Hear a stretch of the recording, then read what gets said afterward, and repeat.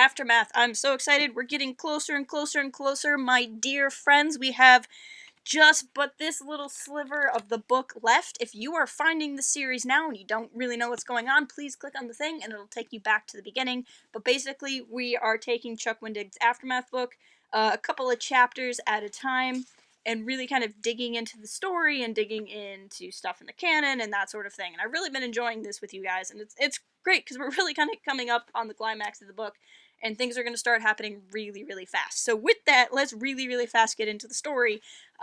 Where we last left our heroes, the Aftermath crew were stuck underground. They had just used their detonators that they were going to use to break into the satrap's palace to fight off the Ugteen, a race of underground people, and now they have to come up with a new plan. So the new plan was to send Singer on ahead. Singer, who's in an Imperial uniform, would be like, "Yo, Imperials, I got a thing for you to come check out," and then the Aftermath crew is gonna, trick their way inside the palace, which is what they need to do. So where we kind of open up, we have Nora and Jazz and Tim and Bones, and they're kind of hanging out, hiding, waiting for Singer to show up with some unknowing Imperials, and they get ambushed. They get surrounded. And Nora's first thought is, of course, that Singer is the one who ratted him out. He's the obvious one. He's the ex-Imperial. Ratting them out would be a good way to get him back into the Empire. But the truth of what happens becomes far more intense than anything Nora could have guessed. See, up until this point, I've noted that Timon has been a little on edge. And it could be that Timon's on edge because he and Jazz have made a deal to sell Nurat's information stuff behind the backs of everyone else. He could be on edge because he's slowly kind of coming to terms to have his mother back in his life, or he could be on edge because, as it turns out, he made a deal with Surat to sell the Aftermath crew out to him and to the Empire. In turn, he and his mom and his droid get to live on Akiva perfectly happy forever, because that's exactly what happened. So that's what we find out. Timon, who's been very on edge, made a deal behind everyone's back to rat absolutely everyone out because he didn't want the Empire to win necessarily, but he didn't want to leave Akiva. He didn't want to go join the rebellion. So rather than fight his mom, he's just like, I'll just make a deal. That's what I do. I'm an independent businessman type. This really blows up in Timon's face. Because to Timon's mind, he made a deal with Surat. The problem is Surat then made a deal with the Empire, and they altered the deal and pray that they don't alter it any further, if you know what I'm saying. And by that, I mean they threw Timon off a roof. As much as he's a businessman, and as much as he thinks he's this hard-edged street kid, he really is a little bit too trusting. He's still a kid at the end of the day. And he didn't realize that the villains of the book would betray him and go back on their word and just kind of take everyone in. So we find Singer not a traitor to the rebellion, but rather beat up. He's been beaten to try to figure out who he is, what's going on. He's got a purpled up face. Nora and Jazz are handcuffed and taken away to Sloane's ship, because remember, Sloane is trying to escape with the other Imperials on a yacht. Bones tries to step in and save the day and is absolutely eviscerated and is now in pieces on the floor. And Sloane, who doesn't want to deal with the kid, literally orders Timon thrown off the roof of the palace. So everything goes to pot, is basically what happens. But this is Aftermath! And is anyone ever really dead when they get thrown off of something in Aftermath? Because if you've been paying attention, that doesn't always happen. So let's kind of get to what happens next. So as we continue, Timon is thrown off the roof, but he is caught by the crowd. I'm assuming that he's not on the roof, but maybe on a story or two up. They were kind of coming up out of a basement, I think, so presumably he's not up that high, but they kind of just toss him out of the palace.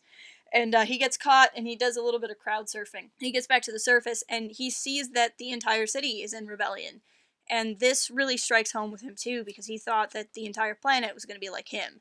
That the entire planet just wanted to keep their head down and live their life and not have it be interrupted, and that there really wasn't going to be a fight.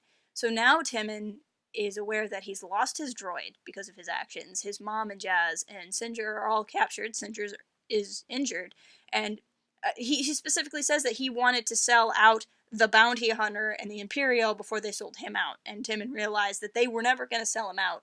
He's the sellout.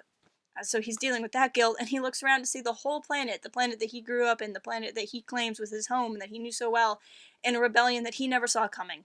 So, he's just a kid, he's just a teenager. To me, so much of what he's doing is fairly forgivable. Maybe not the whole selling everyone out part, but certainly the thought patterns and not expecting what would happen to happen. But he's kind of having a grow up moment here when he sees how big the world is, and it's not just his city and his shop that he built in his childhood house. And I think this is a really important moment for him in terms of story, and I think it's a really interesting kind of character point. Because remember, Timon is Snap Wexley in The Force Awakens.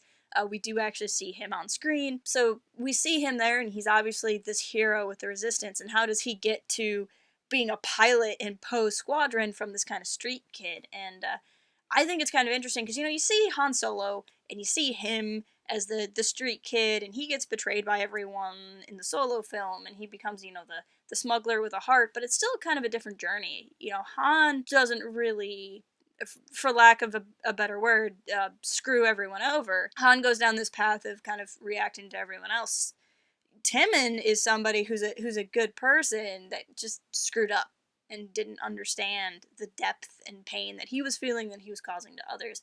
And it's kind of interesting to see him growing up. Now, I've read the first issue of the Poe comics by Charles Soule. I haven't read the whole issue, or the whole series. I know it recently wrapped up. I'm going to kind of, when the last trade paperback comes out, I think I'm just going to binge read it. But I'm kind of excited to see more of Timon and his kind of hero growth. And I think even though he's a side character, he could be a really interesting character for us to follow throughout the saga. At this point, Singer, Nora, and Jazz are getting loaded on to the yacht to fly away. It's kind of an important note that at this point, the rebellion on the planet is starting to storm down the gates, and some of the stormtroopers are actually starting to fire into the crowd and starting to hit some of the people that are trying to rise up against them. And Sloane actually stops them. Sloane is aware that it's not helping anybody for the Empire to get a pot shot off on a couple of people just out on the street.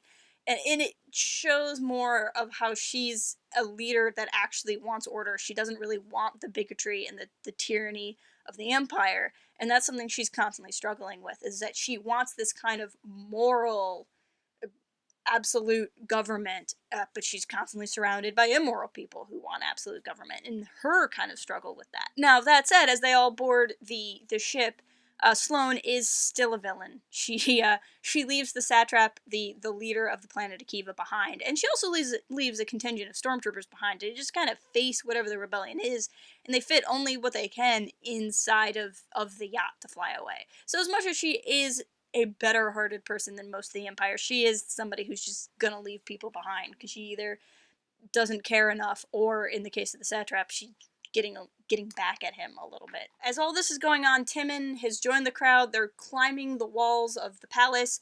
Timon is climbing the walls of the palace, and he actually gets up to the landing bay, again, which is why I think his fall was probably not particularly high. And he gets back up to the landing pad in time, and he actually, guilt-stricken as he is, wanting to save his mom and his remaining friends, he actually jumps onto the ship that's about to go to space. So he didn't really think that through. So now Timon's climbing on the ship, and then here's do you remember the other member of the Aftermath crew that's not with the rest of the crew? Do you remember what he was trying to doing?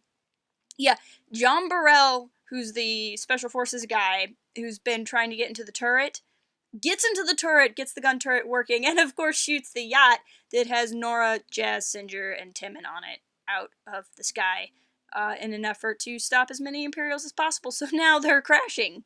It's great. It's great. But this is Aftermath, so everyone survives a crash. Timon ends up getting pulled aboard the ship.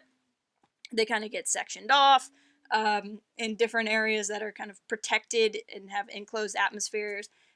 And all the while, Jazz is plotting plots as all these distractions are going on. That ends chapter 33 and 34, so let's conclude today's video by talking about Interlude 14 on Cloud City. This interlude, in a very familiar place, is a dude who's getting robbed. He's there with his girlfriend, who's a dancer, and I'm sure they're totally actually in love.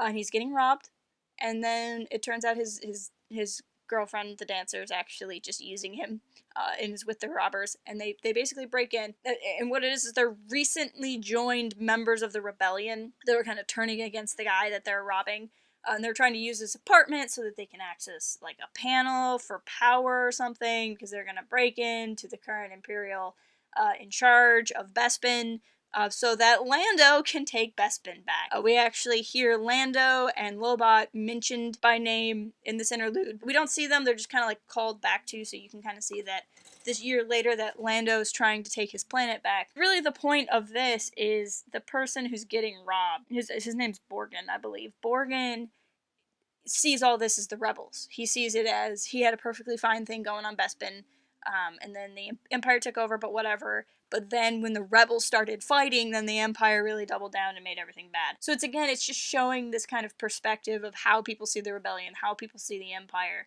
and how things can get a little confused depending on your certain point of view. It's also nice because, we're reading these kind of high-intensity chapters in the story, and now we're getting more and more high-intensity interludes. They're not like vignettes into people's lives, but they're also other, fights that are going on.